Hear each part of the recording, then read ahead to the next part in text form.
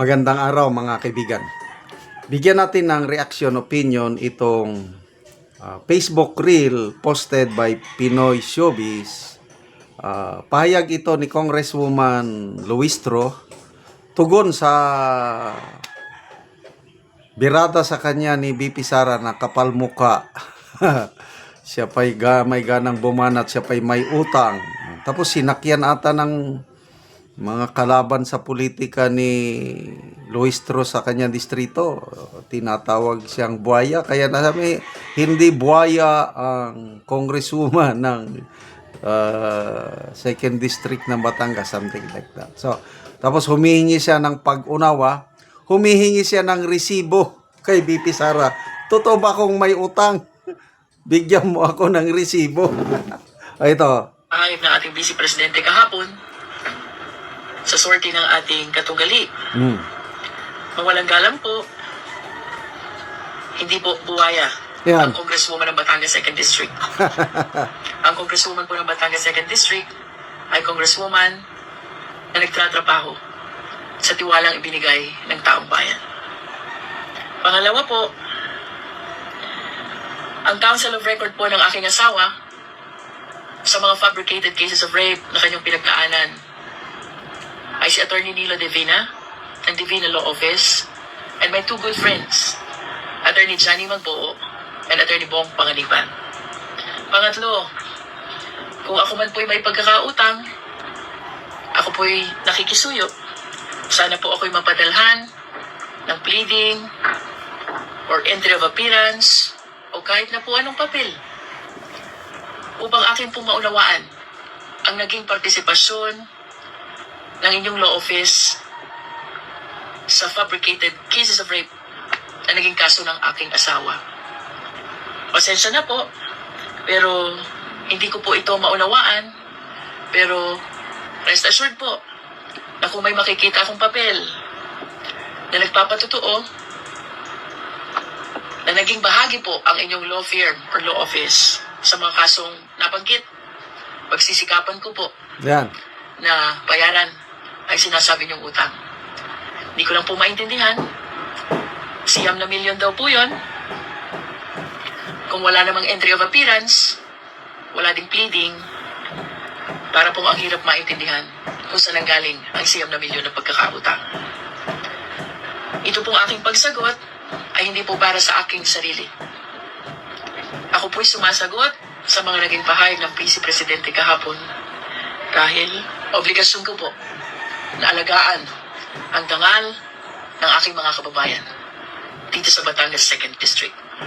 Sana po ako'y inyong maunawaan. Yan. Sa huli, sa lahat ng ating mga kababayan from Batangas 2nd District, Mapili, Owan, San Pascual, San Luis, Lobo at Tingloy. Maraming salamat po sa patuloy na umaalab na suporta sa inyong lingkod. Asahan po ninyo na sa muli yung pagtitiwala kay Beatrix, lalo kong gagalingan, lalo kong sisipagan, lalo kong huhusayan, sapagkat isa lamang po ang aking paninindigan. Ito po si Beatrix. Yan, Beatrix. So, sa naintindihan ko kasi hindi buhaya ang congresswoman. Yung kalaban niya sa politika, sa pagkakaintindi ko, opinion ko lang, tinatawag siyang buhaya. Kaya sabi niya, hindi ako buhaya. Tapos yung pagkakautang naman daw niya sa husband ni BP Sara, yung husband niya nagkaroon ng fabricated case na attempted rape, something like that. So ang pagkakalam niya, iba yung mga abogado na humawak sa kaso. Hindi niya alam o wala siyang dokumento na hawak na ang humawak sa kaso ay ang kaso ang law firm ni Attorney Carpio, Mans Carpio. Kaya humihingi siya ng entry of appearance. Kasi ganyan yan eh. Sa isang kaso, mayroong Sample ako, nagkakaso. Yung kinuha kong abogado, magsasubmit siya sa korte ng entry of appearance na ako, yung nasasakdal, nakapirma doon na kinukuha ko ang serbisyo ng Carpio Law Office to defend me. Ayan. Dahil pinirman ko, isasubmit siya, no, entry of appearance ang tawag doon. So yun, hinihingan niya ng resibo si BP Sara. Magpakita ka ng resibo para maintindihan ko paano ako nagkautang, paano kami nagkautang sa iyo. At kung mayroon ng resibo, yan, pagsisikapan ko na